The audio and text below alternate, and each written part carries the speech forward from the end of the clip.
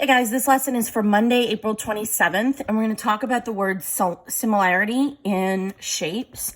Most importantly, we're going to be looking at triangles. I'm going to make this a very simple lesson just so you can practice the word similar and know what the definition means. I'm going to post the link to the Eureka lesson on the Eureka website, but remember that it might be slightly off on page numbers and it might be missing some typos. We have to just do the best we can because we don't have a hard copy for you guys.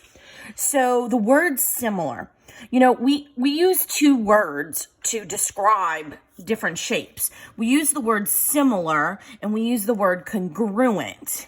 So congruent means that it is an exact copy of the shape.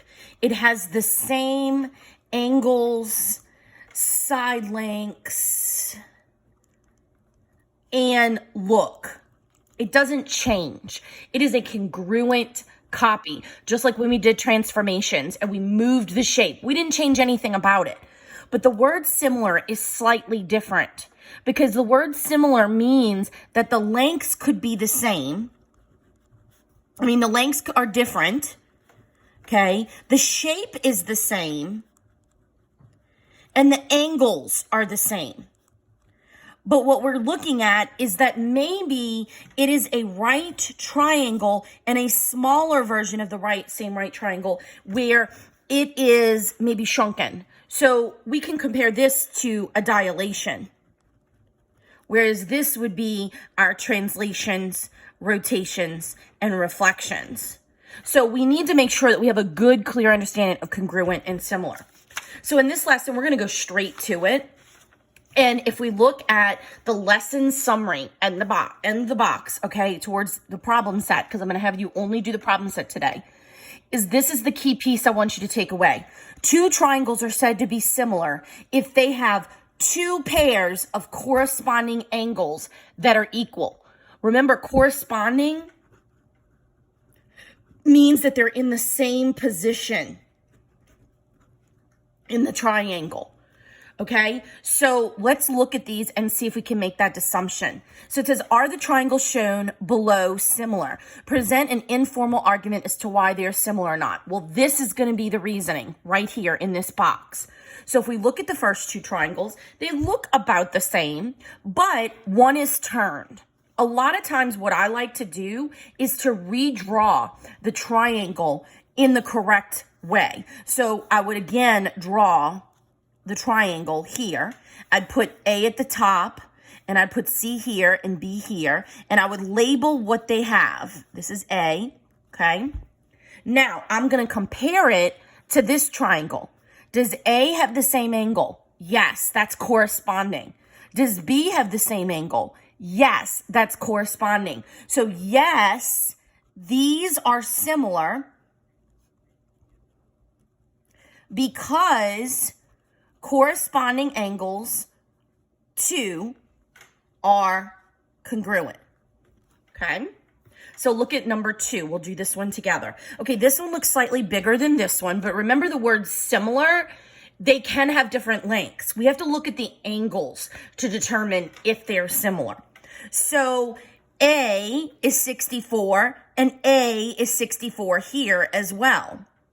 And B is 84, and C is 32.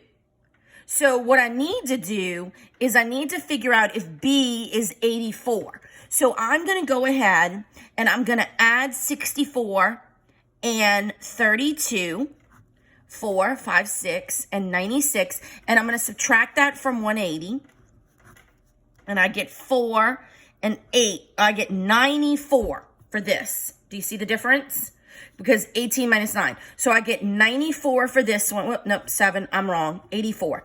So 84 is B. So are these similar triangles? Do they have two corresponding angles that are the same? So I'm looking at this for a second.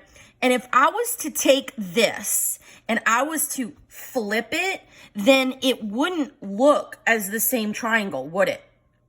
So in that case, if I was to make this look the same, it is the same in the direction that it is, but B does not correspond to A. So no, this is not similar because it does not have two corresponding angles.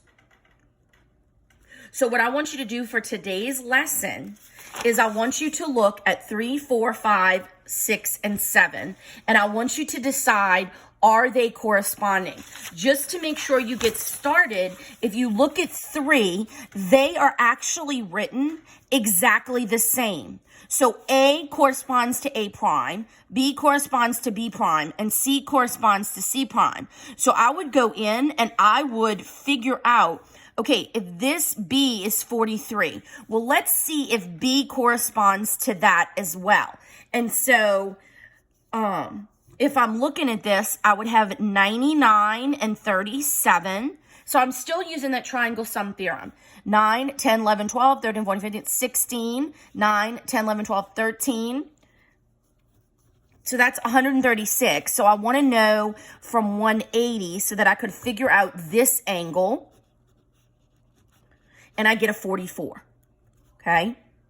Guess what? B and B are not the same. So the corresponding angles, these are not similar.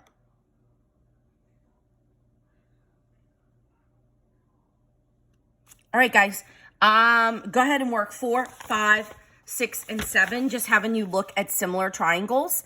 And we will go from there. If you have to redraw it, that's fine. Because, I mean, I'm looking at this one. If I was to turn this shape right here, then C would be 46 and A would be 31.